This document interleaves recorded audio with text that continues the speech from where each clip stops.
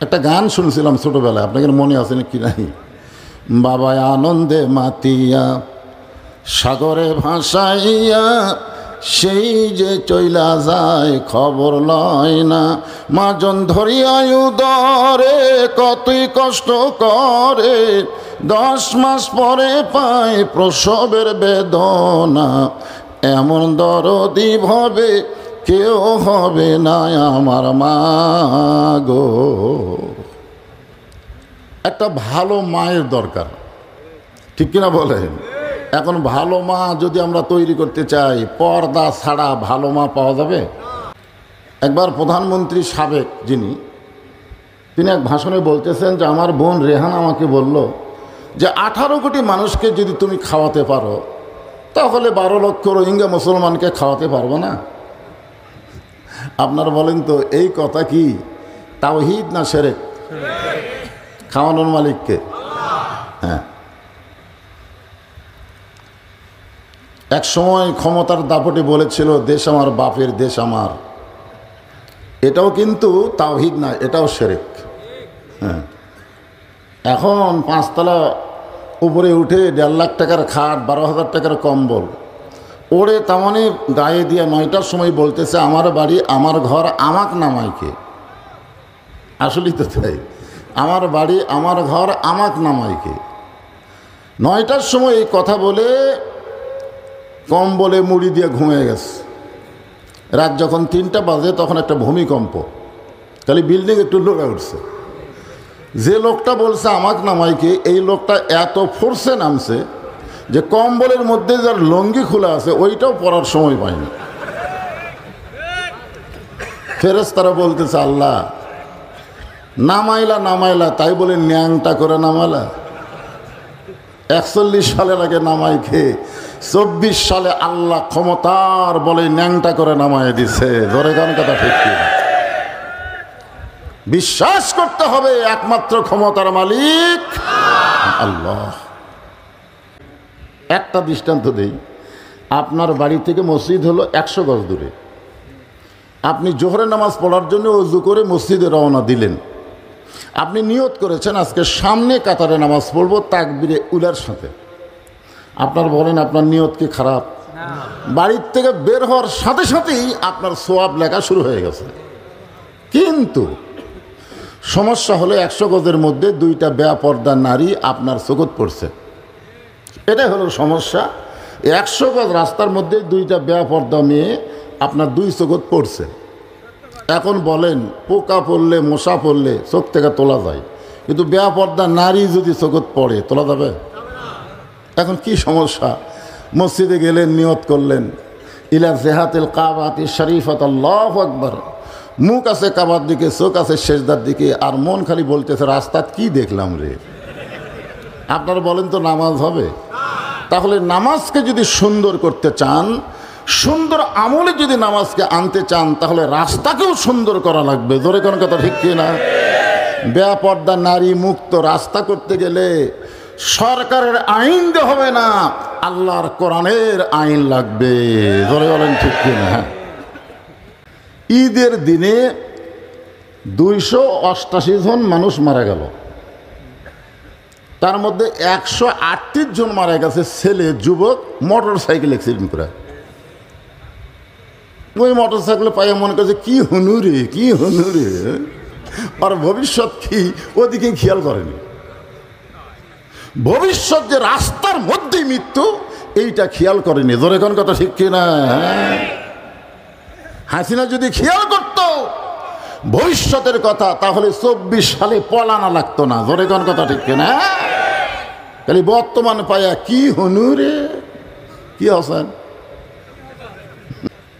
এক মাহফিল আমি খালি বলছিলাম যে সব দেখা হলো শেষ, আগামীতে দেখবো আল্লাহর কোরআনের বাংলাদেশ। ওই মাহফিলে বিএনপির লোকেরা সব উঠে চলে গেল।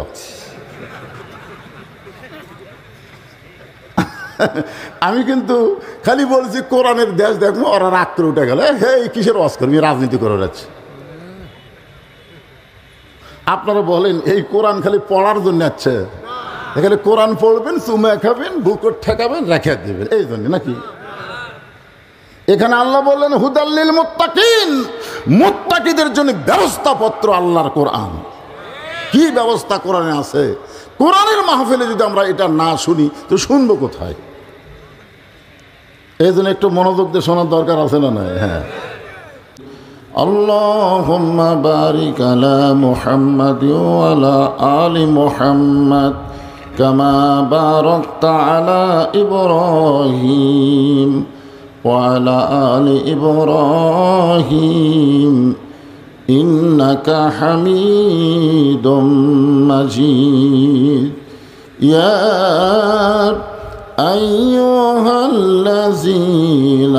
আমানু উযকুরুল্লাহা যিকরান কাসীরা লা ইলাহা ইল্লাল্লাহ।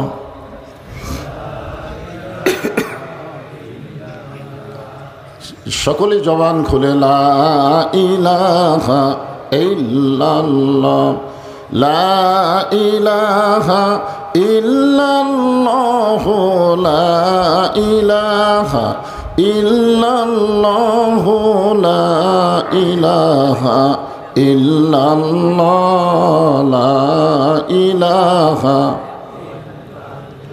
যার দিলে আছে আমার আল্লাহর ভয়, যার মনে আছে আল্লাহর ভয়, আল্লাহ আল্লাহ সব সময়। আহার নিদ্রা ভালো লাগে না, এই দুনিয়া ভালো লাগে না, ভালো লাগে শুধু আল্লাহ, লা ইলাহা ইল্লাল্লাহ। ফ্যান দেওয়া লাগবে তো, দাও তো। ফ্যান না দিলে হবে কি জন্য দিয়েছে? এই একটু অ্যাঙ্গেল করে দাও, অ্যাঙ্গেল মাইকের দিকে যান না। আসে লা ইলাহা ইল্লাল্লাহ, লা ইলাহা ইল্লাল্লাহ, লা ইলাহা ইল্লাল্লাহ, লা ইলাহা ইল্লাল্লাহ, লা ইলাহা, লা ইলাহা ইল্লাল্লাহ মুহাম্মাদুর রাসূলুল্লাহ। রাসূলের মহব্বতে সকলে বলি সাল্লাল্লাহু আলাইহি ওয়াসাল্লাম। মাইকালা ভাই নাই, তুমি বোঝো না যে একটু আর একটু ইয়া লাগবে তোমার মাইকে, তো বাতাস আসলে সমস্যা। হ্যাঁ, এই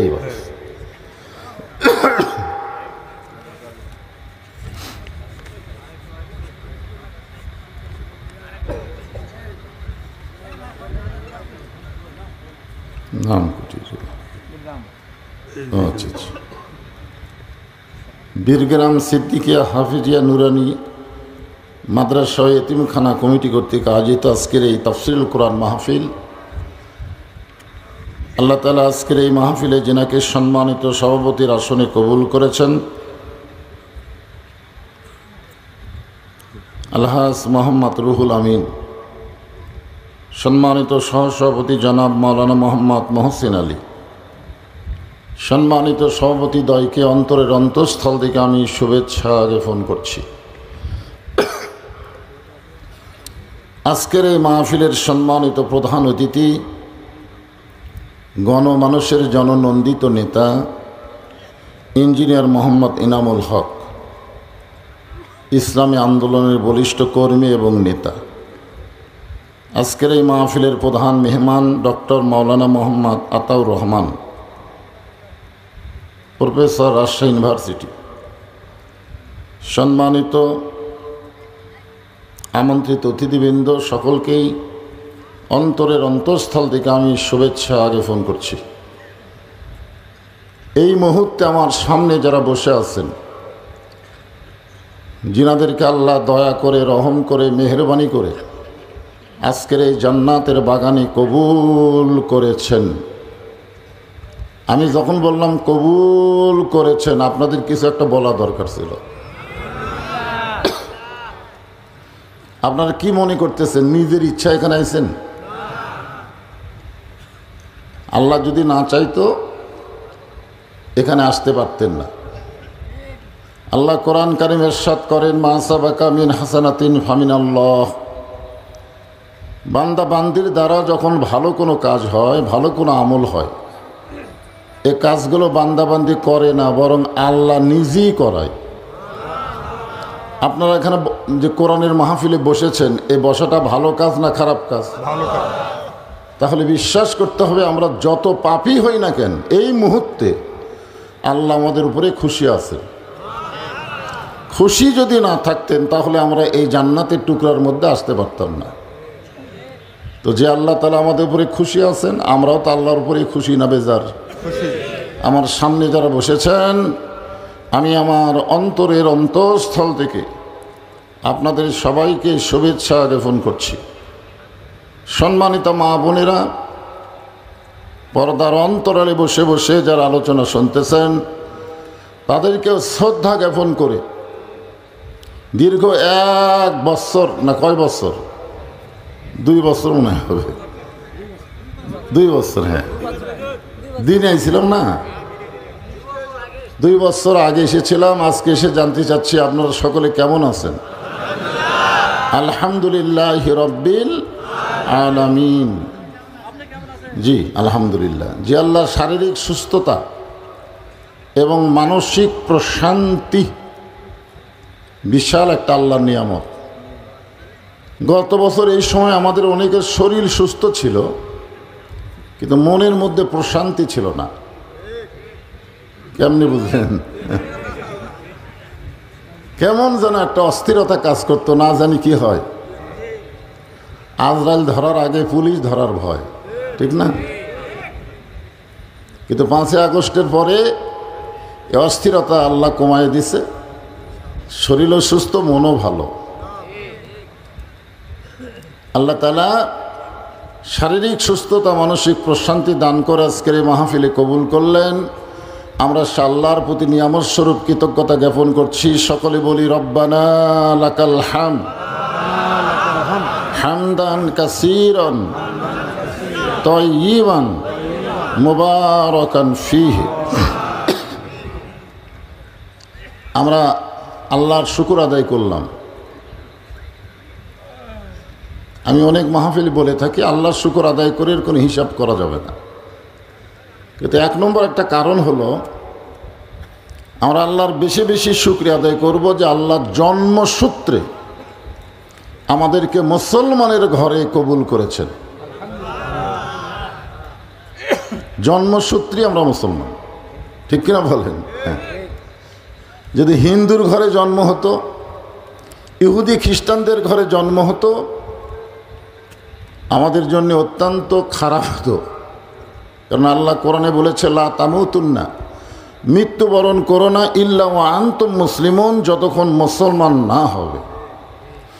মুসলমানের ঘরে জন্ম না নিয়ে মুসলমান হয়ে মরা খুবই কঠিন।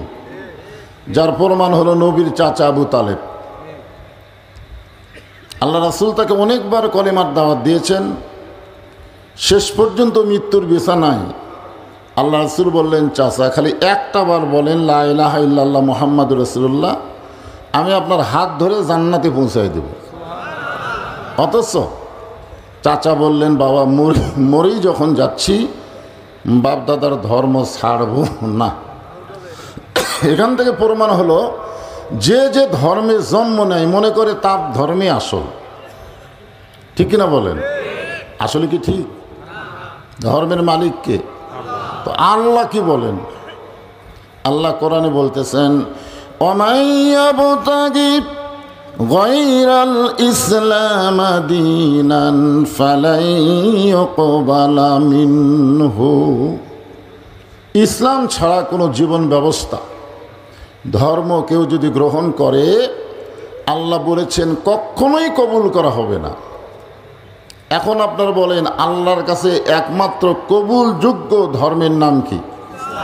ইন্না দীনা ইনদাল্লাহিল ইসলাম।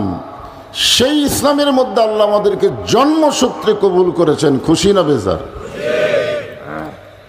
আমরা আল্লাহর দরবারে প্রশংসা বেশি বেশি করব যদি কোনো কারণে আমরা ঠেকে যাই। ঠেকে যাওয়া বোঝেন না? হাসরের ময়দানে আল্লাহ বিচার টিচার করার এক সময় দেখা গেল আমরা ঠেকে গেছি। আমাদের বগুড়াতে বলে ঠেকে যাওয়া, এদিকেও তাই বলে। তখন একজন আমাদের জন্য ওকালতি করবেন, আসেন আমার মুক্তার, আসেন আমার বারিস্টার, শেষ বিচারের হাইকোর্টেতে তিনি আমায় করবেন পার, আমি পাপী রাসূল জাবিন্দার। আল্লাহ যখন হাকিম হয়ে আমাদেরকে আসামি বানায় বিচার শুরু করবেন, ওই সময় আমাদের নবী উকিল হয়ে বারিস্টার হয়ে আমাদের ব্যাপারে আল্লাহর কাছে ওকালতি করে আমাদেরকে সুপারিশ করে জান্নাতে পৌঁছায় দিবেন। এমন একজন নবীর উম্মত হওয়াতে খুশি না বেজার? খুশি, আলহামদুলিল্লাহ। আল্লাহর প্রশংসা করার আরেকটা কারণ হলো আপনার যে কোরআন থেকে তাফসির শুনবেন, এই কোরআনে কোনো সন্দেহ নাই। জালিকাল কিতাবু লা রাইবা ফিহ,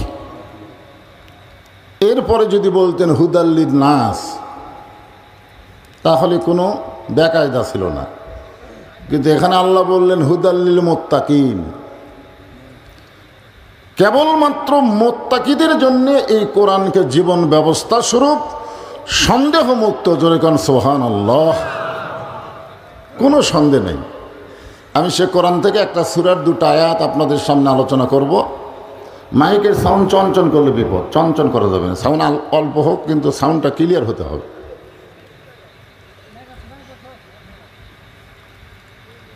সূরাটার নাম হলো সূরায়ে মুলক। নাম কি? মুলক। মুলক শব্দের অর্থ কি আপনারা জানেন? বাদশা না, রাজ্য, রাজত্ব। রাজত্ব এবং রাজ্যর মালিককে, এটাই বলতেছে আল্লাহ। তাবারাকাল্লাযী বিয়াদিহিল মুলক ওয়া হুয়া আলা কুল্লি শাইইন কদির। গোটা পৃথিবীর রাজত্ব, কর্তৃত্ব, মালিকানা একমাত্র কার হাতে? সমস্ত ক্ষমতার মালিককে।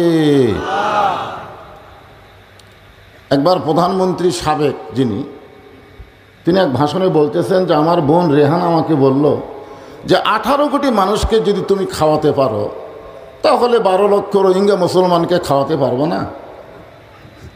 আপনারা বলেন তো এই কথা কি তাওহীদ না শিরক?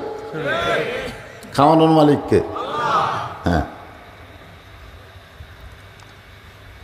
এক সময় ক্ষমতার দাপটে বলেছিল দেশ আমার বাপের, দেশ আমার। এটাও কিন্তু তাওহীদ না, এটাও শিরক। হ্যাঁ, এখন 5 তলা উপরে উঠে 1.5 লাখ টাকার খাট, 12,000 টাকার কম্বল ওরে তামানে গায়ে দিয়ে 9টার সময় বলতেছে আমার বাড়ি, আমার ঘর, আমাক নামাইকে। আসলেই তো তাই, আমার বাড়ি, আমার ঘর, আমাক নামাইকে। 9টার সময় এই কথা বলে কম্বলে মুড়ি দিয়ে ঘুমিয়ে গেছে। রাত যখন 3টা বাজে তখন একটা ভূমিকম্প, তাহলে বিল্ডিং একটু লড়ে উঠছে। যে লোকটা বলছে আমাক নামাইকে, এই লোকটা এত ফোর্সে নামছে যে কম্বলের মধ্যে যার লঙ্গি খোলা আছে ওইটাও পরার সময় পায়নি। ফেরেশতারা বলতেছে আল্লাহ নামাইলা নামাইলা, তাই বলে ন্যাংটা করে নামালা। 41 সালের আগে নামাই খেয়ে 24 সালে আল্লাহ ক্ষমতার বলে ন্যাংটা করে নামায় দিছে। ধরে গান কথা ঠিক কি? বিশ্বাস করতে হবে একমাত্র ক্ষমতার মালিক আল্লাহ। আমি সেই সূরা মুলকের 2টা আয়াত আপনাদের সামনে আলোচনা করার নিয়ত করেছি। দ্বিতীয় আয়াতটা শোনেন, আল্লাযী খালাকাল মাউতা ওয়াল হায়াতা লিয়াবলুয়াকুম আইয়ুকুম আহসানু আমালান ওয়া হুয়াল আজিজুল গফুর।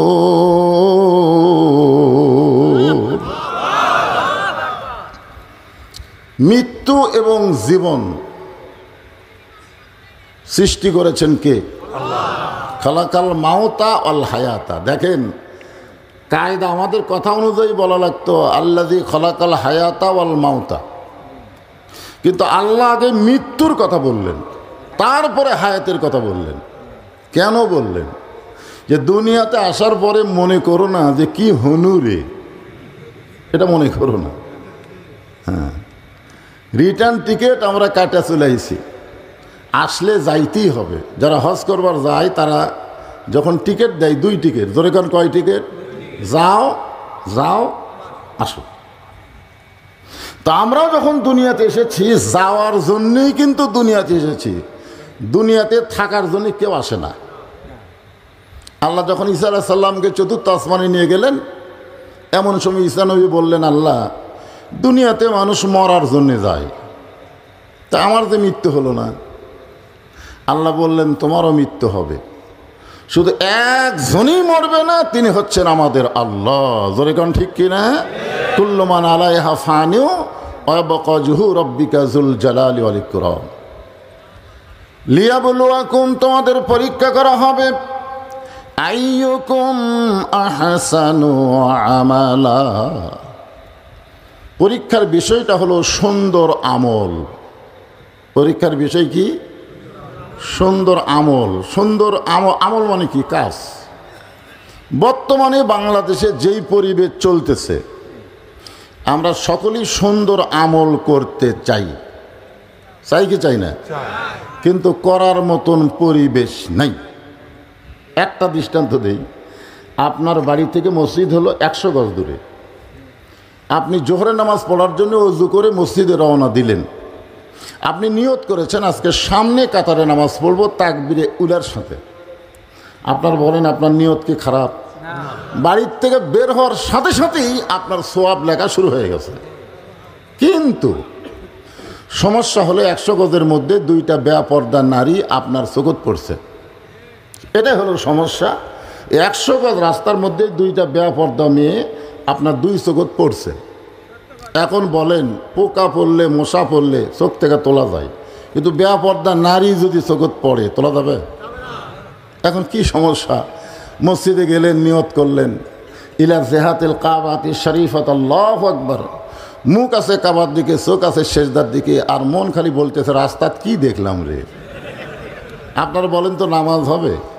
তাহলে নামাজকে যদি সুন্দর করতে চান, সুন্দর আমলে যদি নামাজকে আনতে চান, তাহলে রাস্তাকেও সুন্দর করা লাগবে। জোরে কোন কথা ঠিক কিনা? বেপরদা নারী মুক্ত রাস্তা করতে গেলে সরকারের আইন দিয়ে হবে না, আল্লাহর কোরআনের আইন লাগবে। জোরে বলেন ঠিক কিনা? আমাদের বাংলাদেশের ছেলেরা মেয়েরা ভালো হওয়ার পিছনে কারণ কিন্তু বাপ না, কারণ হলো মা। কারণ কে? মা। হ্যাঁ, একটা গান শুনছিলাম ছোটবেলায়, আপনাদের মনে আছে না কি নাই?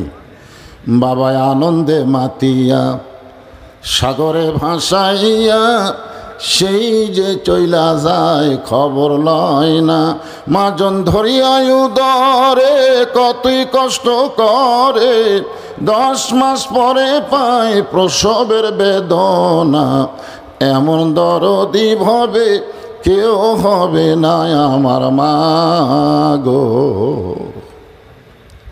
একটা ভালো মায়ের দরকার, ঠিক কিনা বলেন? এখন ভালো মা যদি আমরা তৈরি করতে চাই, পর্দা ছাড়া ভালো মা পাওয়া যাবে? এখন পর্দার কথা আল্লাহর কোরআনে আছে? আছে, মাশাআল্লাহ। বাংলাদেশের মতন, আমাদের বাংলাদেশের মতন 96টা দেশের খলিফার নাম হলো হজরত উমর। সোন আল্লাহ করলেন না কেন? আমাদের বাংলাদেশের মতন কয়টা? 96টা দেশের, মানে এরিয়ার, এত বড় এরিয়ার একটা খলিফা হলেন হজরত উমর। তিনি একদিন মসজিদের মেম্বরে বসে নিজের গালে নিজে চড় মারতেছেন, ডান হাতে ডান গালে, বাম হাতে বাম গালে। হাসান ও আমালার তাফসীর শুনতে গেলে একটু মনোযোগ দেওয়া লাগবে। নিজের গালে নিজেই চড় মারতেছেন। হয়তো উমর ফারুককে চড় মারার মতন মানুষ পৃথিবীতে কেউ আছে? যাক দেখলে শয়তানি দৌড় দেয়। হ্যাঁ, এমন সময় ওসমান গনি মসজিদে নববীর মধ্যে ঢুকে বলতেছি, আমির আল মুমিনিন, আপনি কি পাগল হয়ে গেলেন? নিজের গালে নিজে চড় মারতেছেন, কারণ কি? ওমর ফারুক বললেন, ওসমান, আমার অতীতের কথা বারবার মনে হচ্ছে। কিসের কথা? অতীত, ভবিষ্যৎ।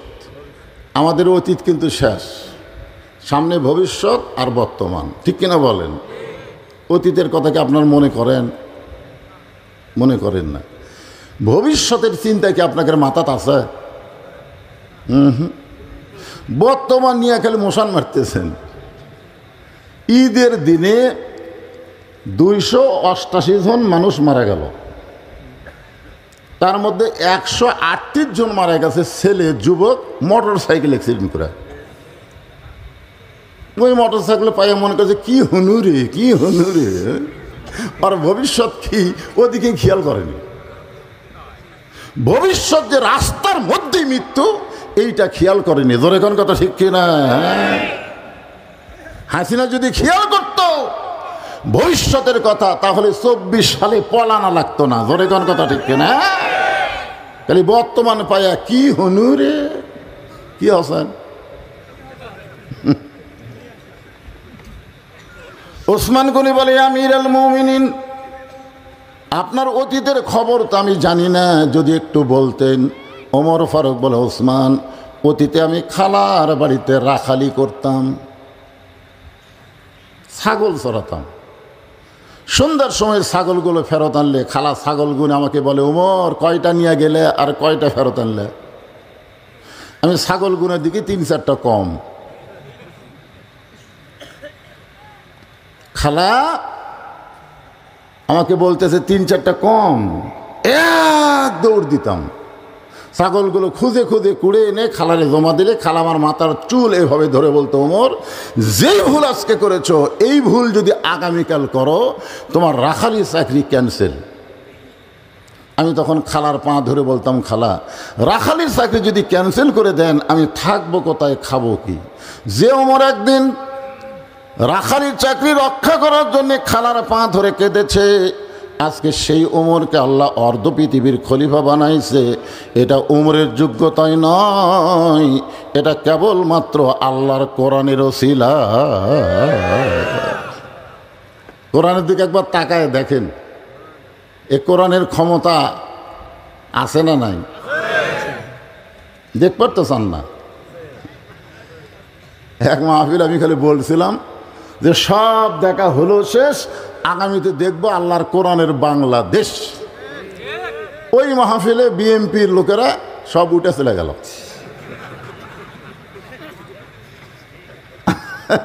আমি কিন্তু খালি বলছি কোরআনের দেশ দেখবো, ওরা রাগ করে উঠে গেল। হে, কিসের ওয়াজ করবি, রাজনীতি করে যাচ্ছে।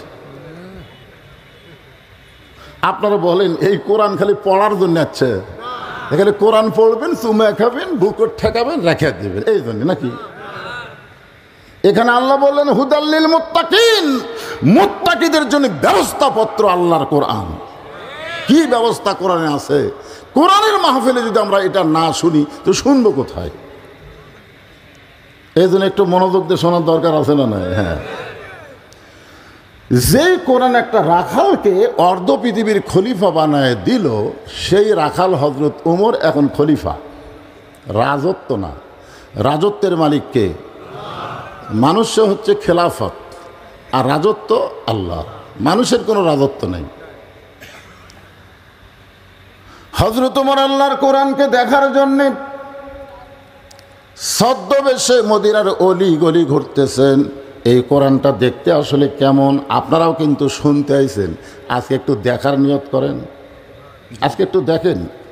3টা হাফেজের মধ্যে একটার মাথার পাগড়ি দেওয়া দেখলেন, আর 2টা বাপ নিল। কি দেখলেন? এই 3 জনের মধ্যে একটাও চেয়ারম্যান নেই, একটাও এমপি নেই, একটাও মন্ত্রী